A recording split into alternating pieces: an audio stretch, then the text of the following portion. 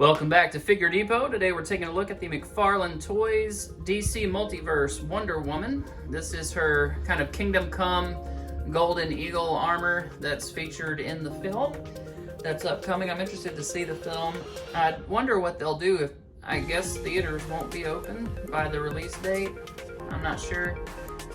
May have limited screenings by then, who knows. But it might go straight to DVD like the Harley Quinn movie Birds of Prey just did, straight to streaming and DVD, but we'll see, I guess. Anyway, getting a look at this figure, you see the window box style package with the DC Multiverse logo. We just got some script on either side, and then some images on the back of the Wonder Woman in the film. So there's an on-screen image. Pretty sure these are CGI. We also, down at the bottom, have a list of other figures available in the line. And that's pretty much it. If you're trying to track it down, here's the barcode. And let's get her open and see what's inside. So we have the Wonder Woman figure in clamshell, and then we have the wings are encased here with a strip of tape across them and pressed inside this little plastic mold. And then behind it, we've got an image of Wonder Woman from the film, again, just like on the back of the box, in form of a trading card or collector's card. Then we also have this flight stand. You can see the circular base here, and then here's the arm coming up and around, and it has a claw hand there to hold the figure. We also get these beautiful, vibrant wings that can detach from the figure, obviously, since they're not attached to her in the package. Really nice metallic paint job. Let's see if I can bring them in a little closer here. Just to give you an idea of the sculpt and the paintwork. Just really nice. Real bright and shiny gold. Catch light very well. Very shimmery and shiny. And then we have these little peg ports here. They're on little ball hinges, and you can rotate those around to port them in the back of the figure, and then turn them and twist them kind of however you want to. All right, and here is Wonder Woman out of the package, all put together, looking fantastic. She does not have any alternate hands or anything, and no other accessories than the flight stand and her wings. So, and the trading card, which is not really an accessory, it's just kind of an add-in, but awesome looking figure, beautiful for shelf display. All that gold paint just really pops. It's really nice and bright and crisp and just looks really good. Paint selection was really great on this.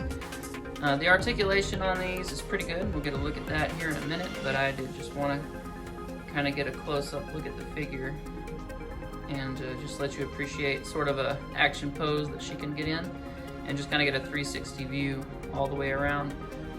You can see the hair is in sort of a windswept fashion coming off the back. She's got the eagle armor across her face. The wings probably act as a shield and a flight mechanism, I would imagine. And you can see the armor plating on her chest and torso, and then little pieces all over the legs and feet, and then sort of a chainmail gold armor as a base underneath all of the other plated armor. So very cool design, very well executed, and really excited to have this thing. Looking a little closer here at the figure, you can see the face sculpt is really well painted. It's a real beautiful likeness. I think they did a really good job on this. Better than they did the standard release, actually. I think it looks really, really nice. Yeah, a lot of great detail in here.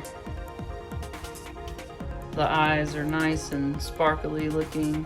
The skin tone's a nice flat tone, and the lips are, you know, a real natural color and just look really nice. Again, you can see some of that armor plating.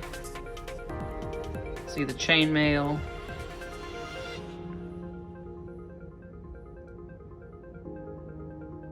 Just a really spectacular looking figure. There's a close-up of the wings.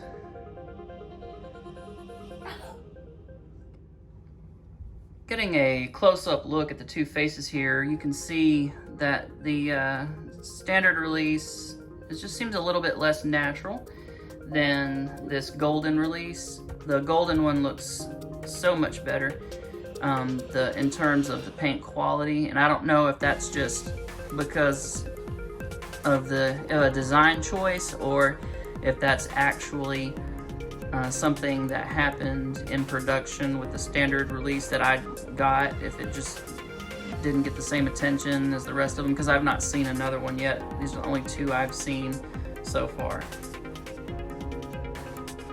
Alright, in terms of articulation, the head is on a ball peg, so it will roll around all over the place.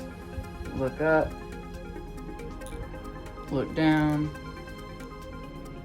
look side to side, rotate 360, of course. A little bit of tilt, so not bad there. The arms can move up because your shoulder plates here are attached by a tether to the torso armor. So we get our ball hinge, 360 rotation. There's also a butterfly joint in there. And then we get a bicep swivel at the shoulder. We get double jointed elbows. And we get ball hinges at the wrists, so you can rotate those around any way you like. Get all sort of movement out of that. We do have a rotation at the upper torso. I think it's on a ball peg as well, maybe even a double ball peg connecting the two, because it can get all kinds of range around, so very good there. No waist swivel down here, so all the articulation for the torso is at that joint right there. We do also get legs that'll split out to here. You can see the joint in there. It's a lot like the joints that NECA uses for their Aliens versus DC line, so you're probably familiar with them. Legs will kick 90 degrees. We do get a double jointed knee, but it doesn't get much more than 90 just because of the nature of the armor and stuff. And then we got ball hinges down here, so you get, you know, your front and back rocker, or you can rotate it and get your side to side pivot and everything. We also have some toe articulation, which is, I don't think necessary, but it functions well, so that's the articulation. So for some quick size comparisons, here we have the Kingdom Come Armor Wonder Woman next to the standard release of Wonder Woman in her traditional costume as she appeared in Batman vs. Superman, Dawn of Justice, and the Wonder Woman film, as well as Justice League. And here she is next to the Mezco 112 Collective Wonder Woman figure.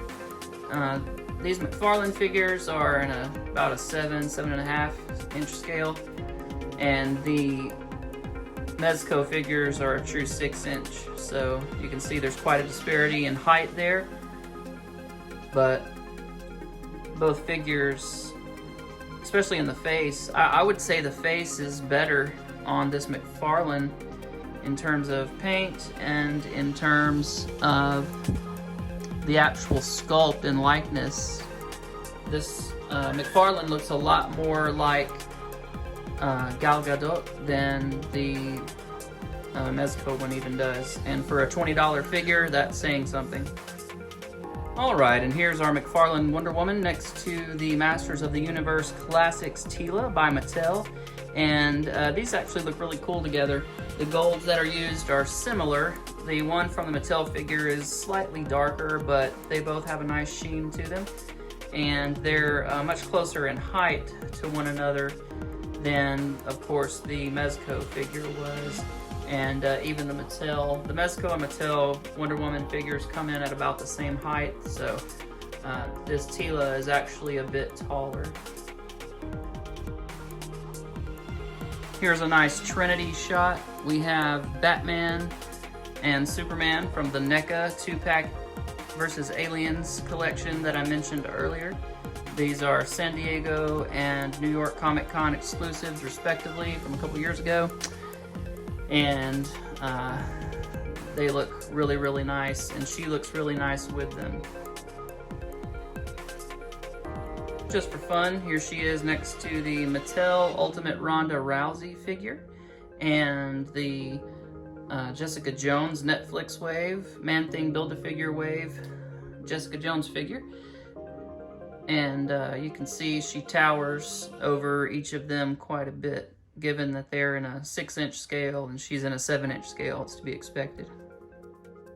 Alright, and here she is next to a Marvel Legends Incredible Hulk figure. This is the 2-pack from the first appearance Wolverine Hulk comic book issue. And probably my favorite Hulk figure to date, especially a comic version. Just looks really awesome. But you can see how those pair with one another. And here she is next to an Elite Hulk Hogan and a Defining Moments Hulk Hogan. And the Elite Hulk Hogan actually stands a little bit taller and actually still just a hair shorter than she is, but not by much. And the Elite Hulk Hogan the Defining Moments Hulk Hogan comes in just a little bit shorter. And here she is next to a Marvel Legends Thor figure, and you can see he's actually very tall for a Marvel Legends figure, but still isn't quite as tall as she is. She's still got about 1/8 of an inch on him. Alright, well that's going to wrap it up for me. Thank you so much for tuning in today. I hope you enjoyed the review. I hope it was informative. Rate this figure, you know, if they got back to like a Marvel Legends style ankle rocker instead of this ball joint, which is difficult to manipulate, especially on a figure that has the plated armor at the ankles and lower legs like this one does. It's just challenging and a little frustrating. It can be done, but it requires a little more work. If they had that style of ankle articulation, I'd give this thing like a probably 9.5. I'm just gonna give it a solid 9 instead because of that issue. I do think the proportions are just a little off, and what I mean by that is the legs are just a hair long, and I think that the arms are too thin. I know Gal Gadot is very slender, so I guess it's screen accurate and kind of true to her build. So that might not be a legitimate criticism, but it's just something that stood out to me. Her arms seemed really, really thin. But still a wonderful figure. The paint on this thing is spectacular, from the gold to the face. Everything just looks fantastic. Well, anyway, thank you so much for tuning in. I'll see you guys next time. Be sure and check out my Instagram for some pictures later. That's Figure Depot, one word, over at Instagram. And thank you for watching. I'll see you next time.